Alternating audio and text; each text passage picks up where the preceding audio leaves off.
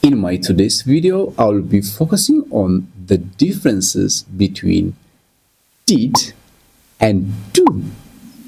Did, do. How are these helping verbs different? How are we going to use them in our speech or in our writing? English, a brighter future we have found. Maaltu adda isaan godha? Haala kamiin itti fayyadamuu dandeenya kan jedhu irratti gadi fageenyaan ibsinii godha jechuudha. Good. Look. Is do or does kana kan fayyadamnu if it is simple present tense. Asirratti waa'ee simple present tense video hojjedheen jira duubatti deebisanii ilaaluu dandeessu. Gadi fageenyaan jechuudha. Amma garuu garaagarummaa isaan kanneen irratti xiyyeeffadha. So do and does are used in simple present tense. Ila simple present tense kun by the way yoon faayidaa roola siita. Yoonif gochaa irra deddeebinee goonu tokko ibsuu barbaanne, yoonif wanta dhugaatii tokko haasoo barbaanne, waa'ee oolmaa keenya guyya guyyaadhaan wanta hojjennu ibsuu barbaanne. So habits, ability, repetition and truth will be expressed by simple present. Inni beektuudha ishee. Fakkeenyaaf ani kubbaan hin taphadhu yookiin immoo ani konkolaataa hin oofa. I drive a car. I drive a car. Okay, I drive a car in Namire. Oh, okay. As it mode this is simple past. Simple past. Simple past jechuun ammoo gochaa asin dura hojjetamee raawwatame kan itti ibsudha. For example, oofeen nan oofa namni kun I drive a car. Out of money, I drive a nice car. Nan oofa. I drove a car onan jedhee oofeen turedha. I drove a car. I drive a car. Nan oofa namni I drove a car oofeen turedha. Konkolaataa hin oofu yoo ta'e immoo maal jedhe? I do not drive a car. I do not drive a car. I do not drive a car. I do not. Konkolaataa hin oofu jechuudha. Hin oofneen ture jechuun barbaadu. I didn't drive a car. I didn't drive a car. Very good. You see, this is to talk about completed action. This is to talk about what we always do. Okay. Ishiin konkolaataa ni oofte jechuudhaaf immoo akkam jenna? She drives a car. Konkolaataa ni oofte jechuudha. She drives a car. Ooftee turte jechuudhaaf she drove a car. The same. Verb 2. By the way, verb 2 isaan kanneeniif qofa malee faayidaa hin qabu. Simple past keessatti qofa fayyadamne jechuudha. She drove a car. Isaanoo ta'anu they, we, you, okay. I illee dabalatee maal goona? We drive a car. They drive a car. You drive a car. Ati konkolaataa ni ooftaadha. Ni konkolaachiftaadha. Hin konkolaachiftu jechuun barbaadu. Isaan hin konkolaachisan jechuun barbaadu. They don't jedhamu. They do not dha. Do not drive a car garuu haasawaa irratti akkam goona? Don't. I do not. Do not hin jennu. That's ugly English. So maal hin jedha? They don't drive a car. You don't drive a car. Okay? I don't drive a car. Akkuma setti deeme jechuudha. Asittuu did fayyadamnamus did not. Isaan hin konkolaachisan ture duraan hin danda'an ture or hin konkolaachisan ture duraan. You know. They didn't drive a car jenna. They don't drive a car. Hin konkolaachisanidha. They didn't drive a car. Hin konkolaachifne turedha. In the past. Waggaa darbe, waggaa 10 dura, waggaa 100 dura ta'uu danda'a. Simple past. Okay? You didn't drive a car. Ati hin konkolaachifne ture. Hin gadduu kakaleessoo kaa torbeedha. Okay? I didn't drive a car. Hin konkolaachifne ture. Okay. Qeenxee yoo ta'e asirratti rakkoo hin qabu. Asirratti rakkoo qabu. She drives jennee, he drives jennee. Isiin hin konkolaachiftu jechuun barbaade maal jedhaa? she doesn't drive a car. She does not. Ila adda hiiknee maala kanaan. She does not drive a car. Ishiin hin konkolaachiftuudha. Yoo haasofnu maal goona? She doesn't drive a car. She doesn't drive a car. He doesn't drive a car. Kanaafuu he, she yoo ta'e maal goona? Does not goona jechuudha. Asittoo jijjiirama fida. It doesn't. Fakkeenyaaf. He didn't drive a car jenna malee amma doesn't akka simple present kana as keessa hin jiru. Hundaafuu did not bakka. Inni kun laala subject plus did plus not negative yoo ta'e jechuudha. If negative, not plus verb 1.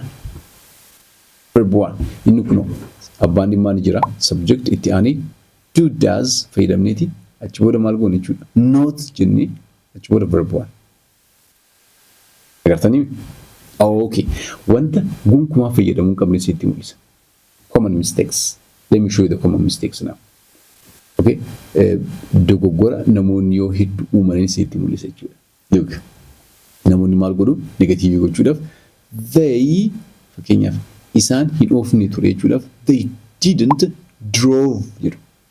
An hin oofne ture jechuudhaaf I didn't drove fakkeenyaaf fakkeenya biraa. Kubbaa hin taphanne ture. Kaleessaan kubbaa taa'eetuma ilaalaa ture malee hin taphanne ture jechuudhaaf I didn't played jenna. I didn't play jenna malee. I didn't play football jenna. Pastii I know. Pastii garuu pastii kana didii mul'isa waan ta'eef pastii foormii kan biraan barbaadu jechuudha. Isiin hin taphanne ture jechuudhaaf she didn't play. Nuti hin taphanne we didn't play. Hundaafuu didn't singularis haa ta'u pluralis haa ta'u it's all the same. Yoonif as ta'e the common mistakes. Amma she plays football jenna. Positive yoo ta'e ni taphattiidha. Isiin hin taphattu jechuu barbaanne maal goona? Meesin na jiraame. Isa kana na jiraame. She plays football. He plays football. They play football. I play football kan jedhu mi negatiivii godhaasi. Negatiivii godhaamee dhaabati. Very good. Akka seeraan gootan abdiin qaba. Amma kan godhu seete ijoollee. Look. She jedhaniit does not she does not plays look isa jala murame kana laala. She doesn't ergenne booda plays hin jennu. Asitti she plays waan jenneef asirratti she doesn't plays hin jennu. Maal jenna? She doesn't play jenna. Play verb 1. Kanaafuu dogoggorina kana jechuudha. Inni hin taphanne jechuudhaaf he doesn't play. Hin taphanne ture.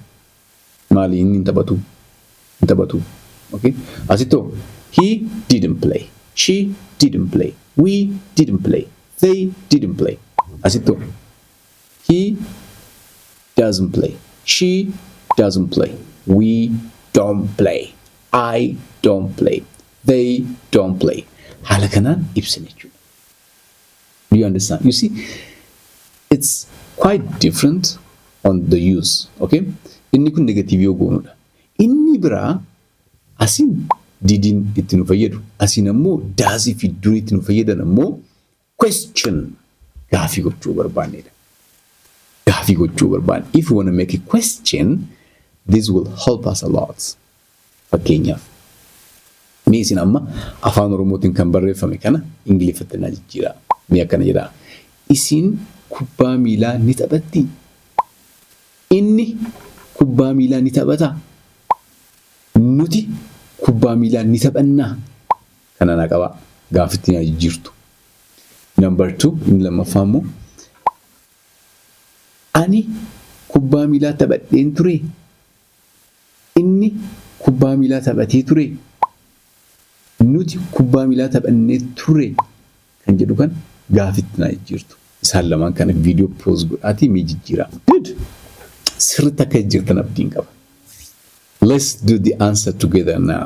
Isaan kan isin itti mul'isu. Isin kubbaa miilaa taphattee turte jechuu barbaanne maal goona? Taphattee turte ishiin kubbaa miilaa ni taphatti jechuu barbaanne. Does she play football? Does he play football? Inni ni taphata. Does he jenna mara. Does he play football? Ni taphanna jechuudha. Do we play football?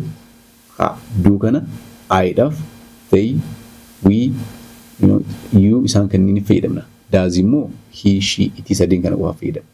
In simple present tense, by the way, do fi doesn't simple present tense ala abadan faayidaa takka hin qaban. Never be used. They will never be used. Asoo dhufne hoo taphattee turtee isin jechuudhaaf. Did she jennaan kala. Did she play football? Played miti kaa. Did she play football? Ishiin kubbaa miilaa taphattee turtee. Did she play yesterday? Last week? Last year? Did she? Did they play football? Isaan taphatanii turanii. Did we play football? Nuti kubbaa miilaa taphannee turre. Very simple. Kanaafuu wanti viidiyoo kanarraa naa hubattan maali? Do fi does negative and question keessatti fayyadamna takka. Did negative and question keessa fayyadamu garuu in the past, kun ammoo in the simple present. Kun in the simple past, inni asitti ilaalle immoo in the simple present. Haala kanaan Ingiliffa keenya sirriitti sirreeffachuu bareeffachuu ni dandeenya jechuudha. Okay? Yaada yoo qabaattan immoo toora komentii keenyatti nu beeksisaa. Hangalumaatti nu wajjin waan turtaniif. Thank you so much. Have a nice time. A brighter future